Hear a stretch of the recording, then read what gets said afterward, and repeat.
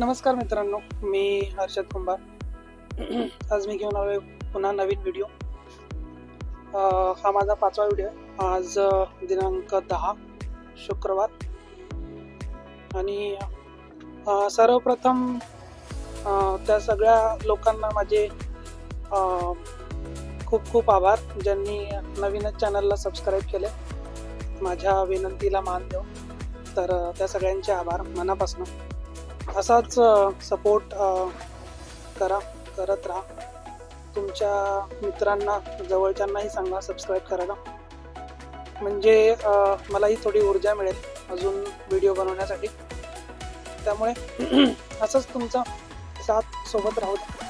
मी अजून नवीन व्हिडिओ बनवण्यासाठी तेवढंच उत्स्फूर्त प्रतिसादामुळे अजून प्रेरित होईल.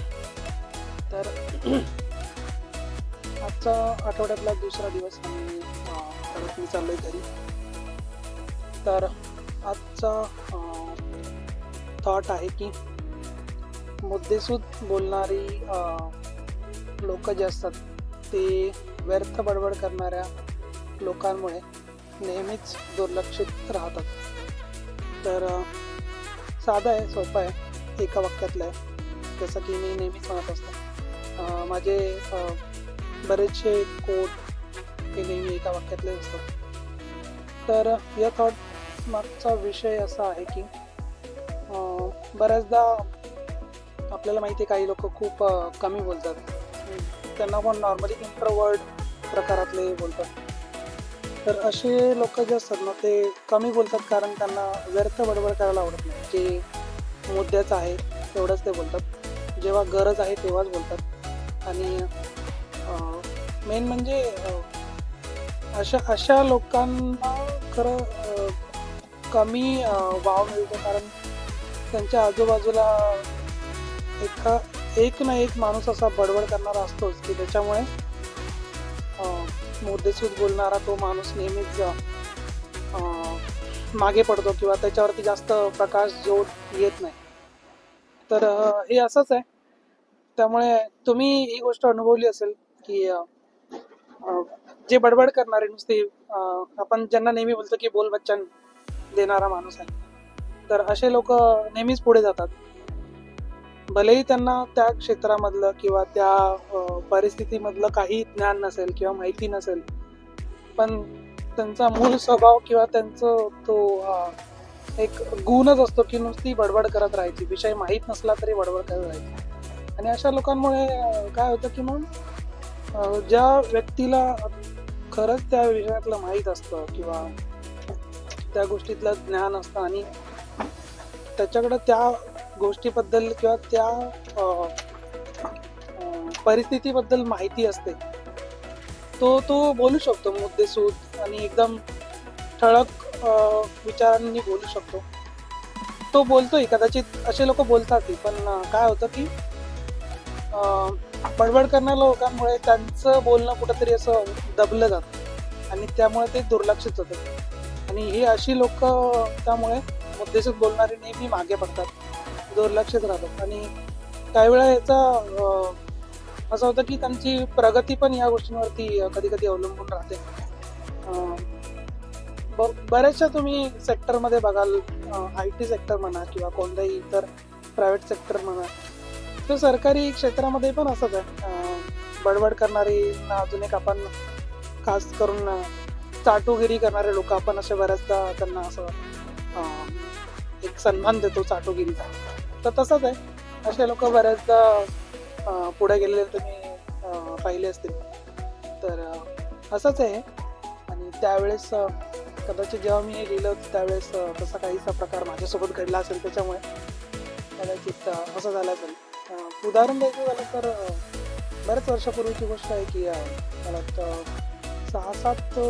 6-7 वर्ष नक्की झाले असेल. मी आधी ज्या कंपनीत होतो तिथे माझ्याबरोबर एक होता, त्याला त्या क्षेत्रामधलं एवढं काही नॉलेज नव्हतं, पण बोलायला तो उत्तम.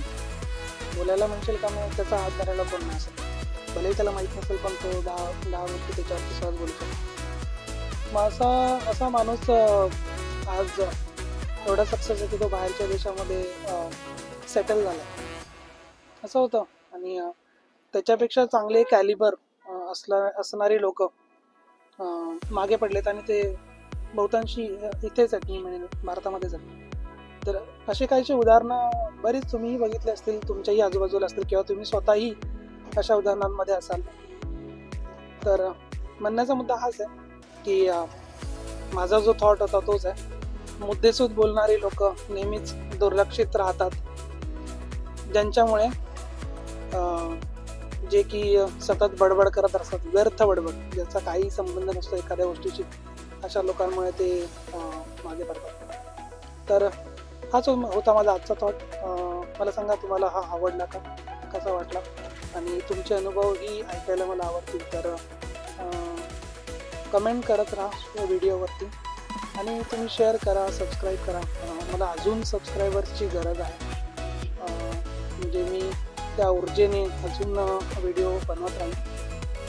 त्यामुळे आजच्या पुरतं एवढंच. मी याच व्हिडिओचं एक शॉर्ट रील पण बनवेल आणि तो इंस्टाग्रामवरती टाकेल, म्हणजे त्याची एक प्रकारे अजून पब्लिसिटी होईल. कारण इंस्टाग्रामवरती माझे ऑलमोस्ट 1000च्या वरती फॉलोअर आहेत, पण यूट्यूबला तेवढे खेचून आणण्यासाठी मला तिकडं पण ती गोष्ट प्रसिद्ध करणं गरजेचं आहे. त्यामुळे तुम्ही जर इंस्टाग्रामवरती असेल तर यूट्यूबवरती येऊन मला सबस्क्राईब करा आणि बेल आयकनचं नोटिफिकेशन ऑल ठेवा, म्हणजे माझं कोणतंही अपडेट तुम्हाला सहजरित्या तुम्हाला मिळेल. तर आजच्या पुरतं एवढंच. सबस्क्राईब करा नक्की आणि कमेंट करा, आणि तुम्हाला आलेला अनुभव तुम्ही माझ्याशी शेअर करू शकता कमेंटमध्ये. कदाचित मी त्याच्यावरती पण एखादा व्हिडिओ बनवेन. माझ्या लिहून ठेवलेल्या कुठल्या तरी एका थॉटशी नक्कीच तो मिळता जुळता असेल, तर मी तो थॉट आणि तुमचे विचार आणि त्यातून माझ्या डोक्यातून आलेली त्याबद्दलची भावना, हे सगळंच मी त्या व्हिडिओमध्ये नक्की सांगेन. त्यामुळे आता तुमच्यावर आहे, तुम्ही नक्कीच प्रतिसाद द्या. तर तद्वत इतकंच आजच्यापुरती बरं झालं. आपण भेटूया पुढच्या आठवड्यात नवीन थॉटसह, आणि मी वाट बघतोय सबस्क्रायबरची नवीन, तेव्हा नक्की सबस्क्राईब करा. Thank you, take care, bye bye.